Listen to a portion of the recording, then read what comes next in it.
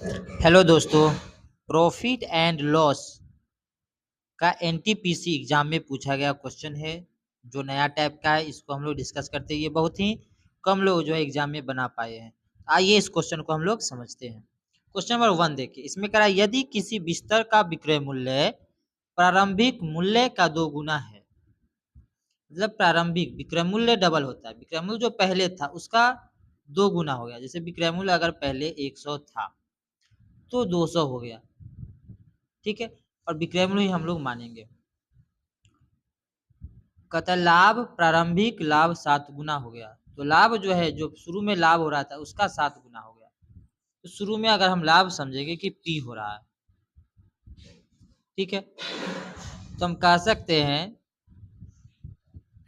यहाँ पे क्रय मूल्य को हम लोग एक्स मान लेते हैं। तो X plus P equal to 100, ये पहला विक्रय मूल्य हो जाएगा। दूसरा क्या हो जाएगा, एक्स प्लस, बात को यहाँ समझिए कि क्या हो रहा है, यहाँ पे 7p हो रहा है, ठीक है। 7 गुना हो जा रहा है प्रॉफिट, तो 7p हो जाएगा। ये कहने का मतलब है कि यहाँ पे विक्रय मूल्य डबल हो रहा है तो जो लाभ है वो 7 गुना हो रहा है। अब इसको अगर हम माइनस करें, घटा दे, तो एक्स एक्स तो घट ही जाएगा। 7p में से एक भी घटेगा तो 6p हो जाएगा। तो बात को अब समझिए कि 6p का वैल्यू 100 होगा, तो p का वैल्यू कितना होगा, 100/6। मतलब इसको हम काटेंगे तो ये 50 हो जाएगा, ये 3। तो 50/3 आपका पहला प्रॉफिट हो गया, ठीक है। अब 100 रुपया जब विक्रय मूल्य है, अब 50/3 रुपया, मानिए रुपया में मान रहे तो प्रॉफिट हो रहा है, तो क्रय मूल्य क्या होगा। तो 100 में से 50/3 घटाएंगे तो एक्स का जो वैल्यू आएगा, ठीक है, एक्स क्या हो जाएगा, 100 में से आपको 50/3 घटाना है। तो देखिए 100 में से 50/3 घटाने का मतलब कि हो जाएगा 300 में से 50 घटेगा तो 250/3, ये आपका क्रय मूल्य हो गया। अब बस सिंपल सा आपको बताना है कि प्रॉफिट कितना परसेंट होगा। तो ये आपका एक्स हो गया, सीपी प्रॉफिट हो गया 50/3। तो जब रेशियो हम लोग निकालेंगे तो देखिए 3 से 3 तो कट जाएगा। अब 250 पे 50 का प्रॉफिट हो रहा है, मतलब कि ये रेशियो अगर सिंपल सा देखे तो 1:5 है। मतलब 5 पे जो है 1 का लाभ हो रहा है, तो 100 पे कितना लाभ होगा, 20 का। मतलब 1/5 जो होता है वो 20% होता है। तो इस तरह से हम लोग सीपी जब पता चल गया और प्रॉफिट आसानी से परसेंटेज कैलकुलेट कर सकते हैं। अगर फ्रैक्शन में है तो रेशियो ले लेंगे, ठीक है। अब इसी टाइप पे क्वेश्चन नंबर 2 हम लोग बनाएंगे।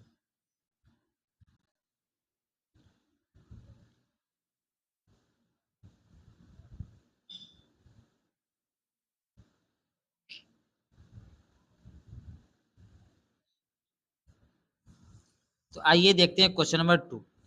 इसमें करा है कि विक्रय मूल्य, वही कंडीशन है, विक्रय मूल्य प्रारंभिक मूल्य का 2 गुना है। अब लाभ जो हो रहा है प्रारंभिक लाभ का 6 गुना हो रहा है, इसमें 6 गुना हो रहा है, ठीक है। तो वही काम करते हैं, सीपी को एक्स मान लेते हैं। एक्स प्लस पी जो होगा वो 100 होगा और x plus 6p is equal to 200 हो जाएगा। मतलब दुगुना करने पे, 200 करने पे, पहले 100 था, डबल कर दिया तो 200। तो लाभ जो हो गया पहले p था तो उसका 6 गुना हो गया, 6p। अब दोनों को माइनस करेंगे, एक्स एक्स माइनस हो जाएगा, 6p में से p जाएगा तो 5p। तो 5p इजकल टू कितना हो गया, 100। तो p इजकल टू 20। अब प्रॉफिट 20 है और एसपी 100 है, तो 20 अगर माइनस कर देंगे तो 80 जो हो जाएगा वो आपका सीपी हो जाएगा। 80p 80 है, प्रॉफिट 20 है, तो 80 पे 20 का प्रॉफिट हो रहा है। अगर रेशियो निकाला जाए तो देखिए 4:1 हो जाएगा। 4 पे 1 मतलब कि 1/4। 1/4 कितना होता है, 25%। तो इसका आंसर हो जाएगा ए, 25%। देखिए फ्रैक्शन वैल्यू जब रहेगा प्रतिशत मतलब कि ऊपर में 100 एज्यूम करना है, 100/4 25%। तो इसी टाइप का एक क्वेश्चन और है, इसको भी हम लोग देख लेते हैं। यहाँ पे क्वेश्चन नंबर 3 कह रहा है कि यदि बिस्तर का विक्रय मूल्य प्रारंभिक मूल्य का 2 गुना है और यहाँ लाभ जो है प्रारंभिक मूल्य का 10 गुना है।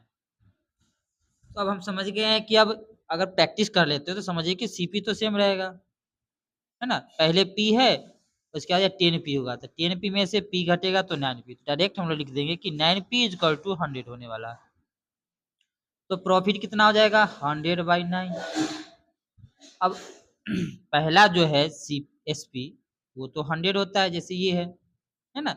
बस ये 6 की जगह पर समझ लीजिए यहाँ पे क्या हो गया 10 गुना हो रहा है, तो यहाँ हम 10 मान लिए, बाकी सब तो सेम रहेगा। ठीक है। तो 100/9 किसमें से माइनस करना है 100 में से, तो 900 में 100 माइनस हो जाएगा, तो आपका जो है x का जो वैल्यू हो जाएगा वो 800/9 होगा। अब रेशियो जब निकालेंगे तो 9 तो कटेगा नीचे वाला, 1:8 होगा, मतलब 1/8, और 1/8 जो होगा इसको समझिए आप 100/8। ठीक है। तो 100 8 क्या 12 8 96, 12 दशमलव क्या हो जाएगा 5। ठीक है। तो जब आपको सीपी पता चल जाए मतलब क्रय मूल्य और प्रॉफिट, तो आप परसेंटेज आसानी से निकाल सकते हैं। तो ये एक नया टाइप था। ठीक है। अब आइए क्वेश्चन नंबर 4 हम लोग देख लेते हैं।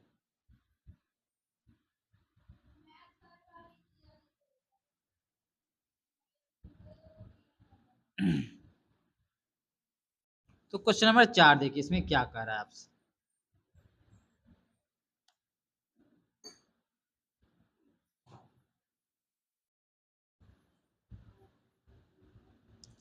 चार में कह रहा है कि 216 में यासिका ने यासिका ने 216 में 6 सेब और 6 6 जो है आम खरीदे। मतलब कि ये जो वैल्यू है आपका 6 सेब का x मान लेते हैं और आम का y मानेंगे इक्वल टू 216। तो 6 तो दोनों में कॉमन है, तीनों में कॉमन है, तो इससे क्या पता चलेगा x plus Y equal to 36। ठीक है, 6 से डिवाइड कर दिए। सेकेंड अब क्या है, जब एक सेब की कीमत 30% कम हो जाती है। अब सेब की कीमत पहले x था, अब 30% कम हो गया। ठीक है। तो 30% कम हो गया तो कितना बचेगा, तो 30% देखिए टोटल तो 100% होता है, 30% कम हो जाएगा तो 70/100 होगा, मतलब कि 0.7 हो जाएगा दाम। ठीक है, 1 रुपया है तो क्या हो जाएगा 0.7, मतलब ये जो वैल्यू हो गया अब हो जाएगा 0.7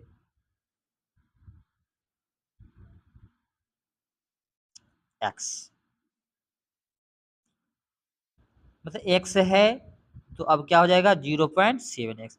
अब यहाँ पे कहता है 5 सेब है तो इसको 5 से मल्टीप्लाई करेंगे। ठीक है, प्लस आम का चेंज नहीं हो रहा है 8y लिखेंगे इज इक्वल टू हो रहा है 162। अब इक्वेशन को आपको बस सोल्व करना है। तो देखिए इक्वेशन को सोल्व कैसे करते हैं, इधर 8 है तो इधर भी 8 पुराएंगे, तो यहाँ पे 8x 8y और 8 से यहाँ पे मल्टीप्लाई। ठीक है। तो 36 को अगर हम लोग 4 से गुना करते हैं तो 144 होता है, फिर उसका डबल कर देंगे 8 गुना हो जाएगा, 200 कितना हो जाएगा 88, 288 हो गया। तो 8y कैंसिल होगा। अब देखिए 8 में से यहाँ पे 7 बचे 35, 3.5 माइनस होगा तो बच जाएगा आपका 4.5।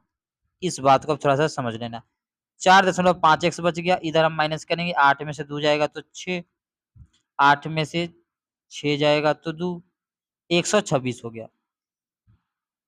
अब ये 4.5 जो होता है ये क्या होता है आपका 9/2 होता है, तो 9 से काटेंगे